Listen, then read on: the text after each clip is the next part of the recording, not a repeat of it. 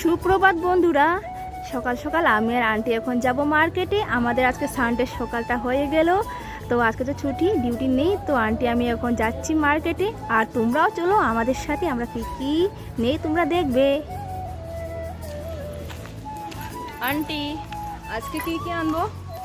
Sunday বলে কথা, বাজারে যা পাবো সব নিয়ে চলে আসবো। যা পাবো সব কিনলে কি হবে? প্রতিদিন কাজ করি না, সানডে এসছে ছুটির দিন। মাছ কিনবো আর সবজি কিনবো। আর তুমি কি কিনবে? মাছ সবজি চিংড়ি মাছ। আজকে সানডেতে আমাদের কোনো চিকেন না, আজকে শুধু মাছ আর সবজি কিনবো। তো বাজারে গিয়ে দেখবো কোন মাছটা সব থেকে ভালো, সেইটা নেবো। আজকে মাছের উপরে সব কিছু হবে। তোর যে ফ্রেন্ড আছে তাদেরকেও সব ডাক, চলো সব একসঙ্গে বাজার করবো। আসো বন্ধুরা, আন্টি বলছে কি শুধু তো আমরা যাচ্ছি, তোমরা তো আমার বন্ধু, যারা আমার ভিডিও দেখো, লাইক কমেন্ট করো, তোমরা সবাই আসো। বেঙ্গালুরে মার্কেটিং করে যাবে, মানে আর কি সবজি মাছ মাংস। হ্যাঁ, সবজি মাছ মাংস, অনেক ধরনের মাছ মাংস আছে, সামুদ্রিক সব কিছু আছে। মাছগুলো ওখানে মাছের কাছে গিয়ে দেখাবো। জানো, আমার সবার প্রথম আমরা আসলাম সবজি দোকানে। আমি যে বলছিলাম সামুদ্রিক মাছও আছে এখানে, লোকাল মাছও আছে। তো দেখো এখানে এই যে লম্বা মাছটা কি নাম বলছিল আন্টি, আমি ভুলে গেছি এখন।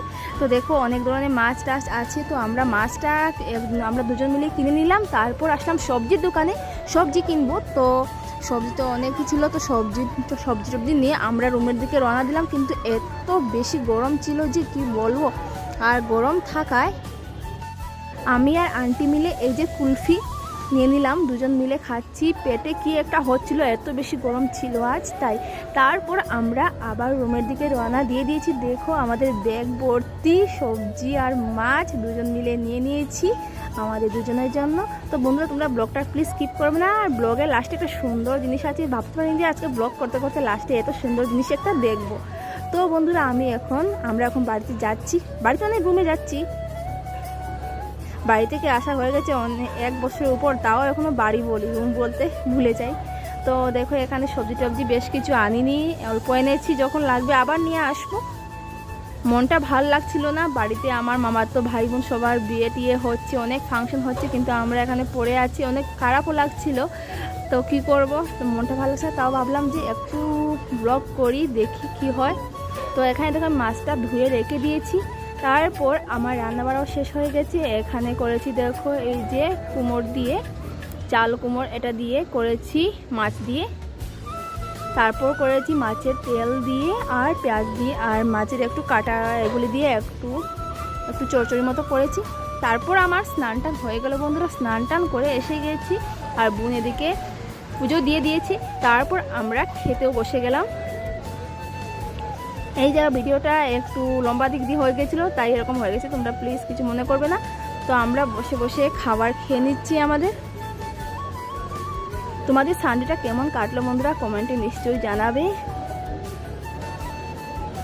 মন খারাপ হোক, যে কোনো কিছু হোক, আমি যখন একটা চ্যানেল খুলেছি, আমাকে তো একটু ভিডিও করতে হবে, যতই কিছু হোক না কেন। তারপর দেখো বিকেল হয়ে গেল, আর মনীষা বলছিল চলো আমার সাথে একটু হেবগুড়ি যাবো আমি। তো আমরা দুজন যাচ্ছি, ভাবছি রুমে বসে বসে কী করবো, একা একা ভালো লাগছে না। তো আমরা এখানে বেরিয়ে পড়েছি, হেবগুড়ি যাব। আর এসে দেখি এই যে বলছিল না, একটা সুন্দর জিনিস দেখে নিলাম ব্লগের লাস্টে।